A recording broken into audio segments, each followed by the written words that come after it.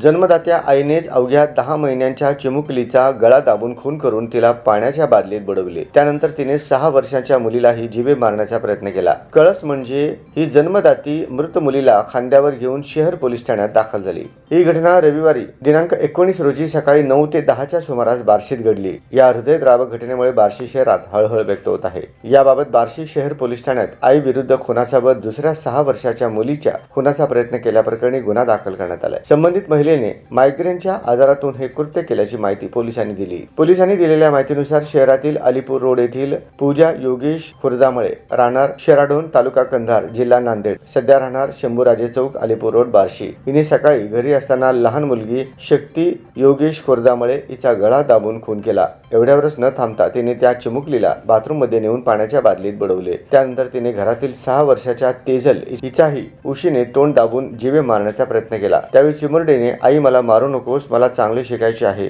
अशी विनवणी केल्यानंतर तिच्या तोंडावरील उशी बाजूला काढल्याचे समोर आले आहे। त्यानंतर ती महिला 10 महिन्यांच्या मृत मुलीला खांद्यावर घेऊन शहर पोलीस ठाण्यात हजर झाली। मी हिचा गळा दाबून तिला पाण्याच्या बादलीत बुडवून मारले असे असून मला अटक करा, मला गोळ्या घालून मारून टाका असे तिने सांगितले। यानंतर महिला पोलीस हवालदार शबाना कोतवाल यांनी विचारपूस केली असता तिने स्वतःच मुलीचा गळा दाबून तसेच पाण्याने भरलेल्या बादलीत बुडवून तिचा जीव घेतल्याचे सांगितल्याची नोंद फिर्यादीत आहे।